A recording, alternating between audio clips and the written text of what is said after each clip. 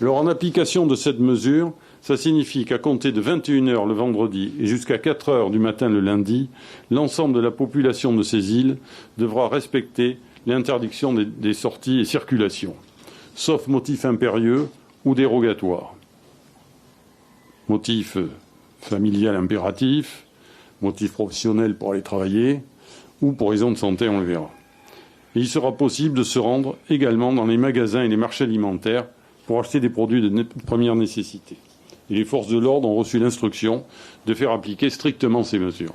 Le gouvernement propose un projet de loi qui va rendre obligatoire la vaccination pour les professionnels de santé, pour les professionnels de soins, y compris à domicile, pour les personnels des établissements ou organismes publics ou privés accueillant des personnes âgées, des enfants, des adolescents ou des personnes handicapées ou assurant donc leur prise en charge à domicile. Il s'agira aussi des personnels des officines de pharmacie et enfin des personnels dans les activités et les services de transport de personnes. Et nous rejoignons Lucille Guichet-Tirao à Papeete. Lucille, à ces mesures s'ajoutent les déplacements vers les archipels qui seront aussi soumis à la vaccination. Oui, bonsoir. Nous sommes toujours dans les jardins du Haut-Commissariat où l'allocution commune du Haut-Commissaire et du Président vient juste de se terminer il y a quelques minutes. Vous l'avez entendu, donc en plus du confinement du week-end, eh bien les déplacements inter-îles seront limités. C'est-à-dire qu'à partir de ce vendredi 19 août minuit, eh bien il faudra soit être vacciné pour les plus de 12 ans, soit avoir un test antigénique de moins de 48 heures ou PCR de moins de 72 heures négatif, plus un motif impérieux. Donc un vaccin obligatoire où c'est le motif impérieux plus le test négatif. Quoi qu'il en soit, le président Édouard Fritch a déconseillé tout déplacement inutile.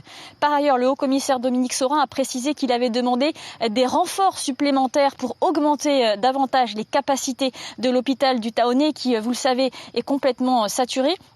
Il a donc formulé une nouvelle demande auprès de la réserve de Santé publique France pour avoir des renforts en infirmiers et également pour la première fois des renforts de médecins. Et il a également appelé toutes les forces de sécurité civile à venir renforcer les personnels de santé, que ce soit les pompiers, la sécurité civile.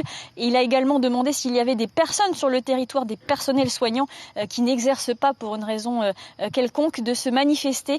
Bientôt, une plateforme va être mise en place pour que tous les soignants, les personnels de santé et les forces de sécurité civile puissent se manifester pour prêter main forte. On a besoin de bras, a martelé le président Édouard Fritch.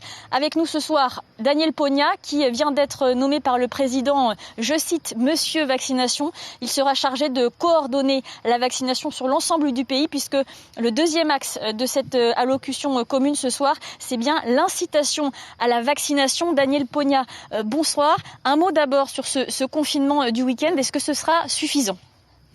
Alors, ce n'est jamais suffisant. Vous avez entendu le président de la Polynésie s'exprimer là-dessus. Nous, au niveau de la plateforme Covid, pour arrêter la propagation de ce virus, nous aurions souhaité un confinement strict de 3 semaines minimum, voire un mois. Mais la décision des autorités est celle que nous avons entendue ce soir. Il va falloir que tout le monde, effectivement, respecte ce confinement et se protège en respectant ce confinement. Oui, la réponse du président Édouard Fritch a été claire. Il y a également l'impératif économique, la survie des entreprises.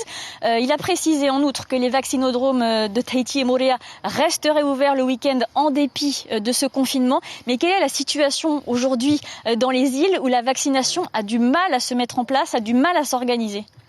Alors, effectivement, il y a beaucoup de fake news, il y a beaucoup de contre-vérités. Beaucoup de gens, effectivement, ne croient pas à la vaccination. Et pourtant, ce que je peux leur dire, c'est que c'est le moyen aujourd'hui pour se protéger contre la propagation de ce virus et contre la forme grave de la Covid-19. C'est pour cela que nous militons pour la vaccination, parce que c'est le seul moyen.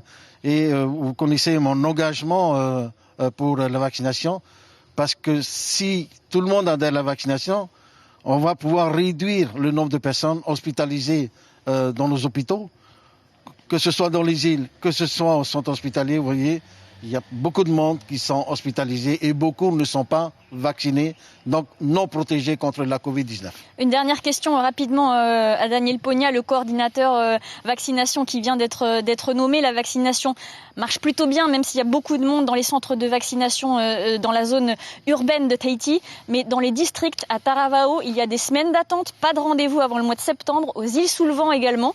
Comment faire pour accélérer le processus, puisque c'est maintenant un des axes de la stratégie de politique publique, de santé publique? Alors laissez-moi le temps de réfléchir à ça, de proposer un plan de bataille pour pouvoir effectivement, avec nos subdivisions de santé, nos professionnels de santé sur place, y compris dans la presqu'île, de pouvoir effectivement mettre en place un plan d'action afin d'augmenter le taux de vaccination et de satisfaire la demande des Tawana d'abord et de la population. Merci beaucoup Daniel Pogna. Voilà, Yata, vous l'avez entendu ce soir, en plus du confinement du vendredi soir jusqu'au lundi matin à 4h, il y aura donc la limitation des déplacements dans les îles, soumis soit à une vaccination complète, soit à un test négatif, plus un motif impérieux. Également les renforts sanitaires pour l'hôpital du Taoné. L'information en continu sur Polynésie la première, Internet et réseaux sociaux.